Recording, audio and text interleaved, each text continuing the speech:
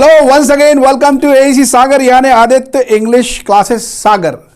आप सभी का एक बार फिर से स्वागत है हमारे यूट्यूब चैनल एईसी सागर यानी आदित्य इंग्लिश क्लासेस सागर पर।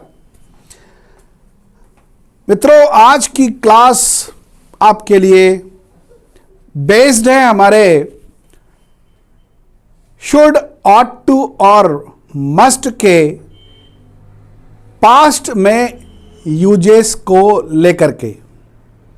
जैसा कि अभी तक आपने शुड का यूज किया, मस्ट का यूज किया, ऑट टू का यूज किया प्रेजेंट के लिए, हमें पढ़ाई के लिए पर्याप्त समय देना चाहिए। तो we should give enough time for study.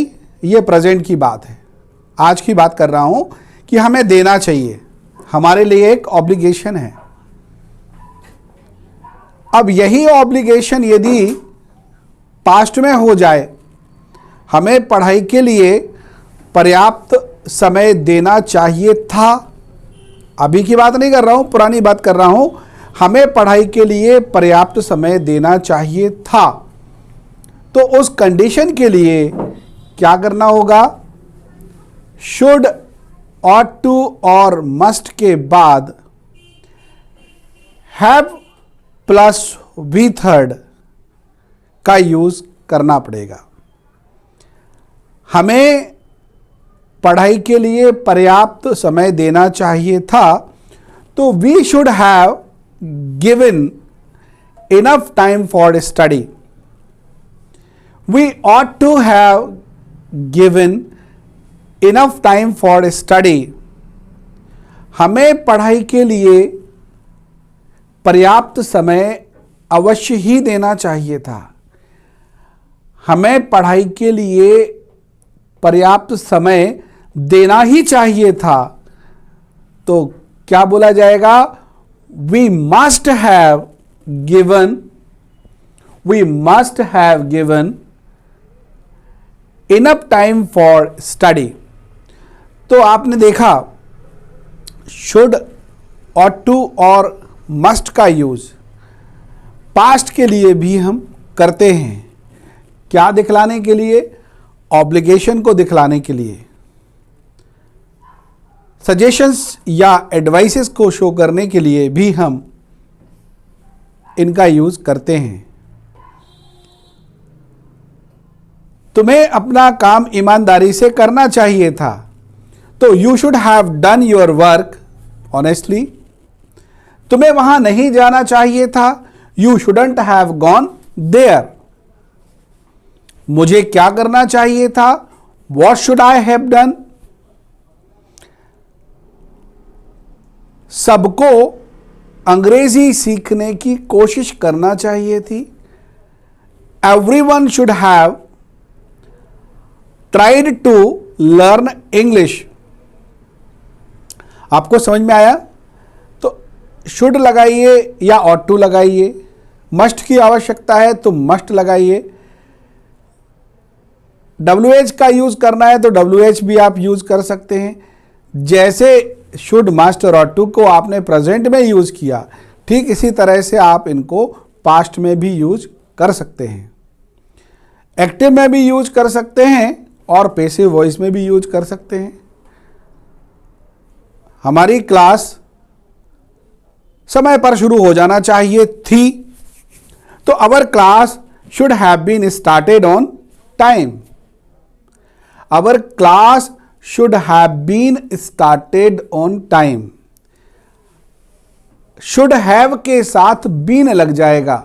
आपको ध्यान होगा, मॉडल्स के लिए हमने एक स्ट्रक्चर लिया था परफेक्ट टेंस में, फ्यूचर परफेक्ट में हैव के बाद बीन लगाते थे। तो यहां भी आपको वही स्ट्रक्चर फॉलो करना पड़ेगा। शुड हैव बीन और थर्ड फॉर्म, ऑब्जेक्ट के बाद शुड हैव बीन और थर्ड फॉर्म का यूज जब पैसिव वॉइस का हम सेंटेंस बनाएंगे। जैसे खाना में क्या बनाया जाना चाहिए था? तो क्या बनाया जाना चाहिए था? What should have been made? What should have been made in lunch? What should have been made in dinner? तो क्या बनाया जाना चाहिए था? What should have been made? अपराधियों को सजा अवश्य ही दी जाना चाहिए थी। अपराधियों को सजा अवश्य ही दी जाना चाहिए थी। Criminals must have been punished.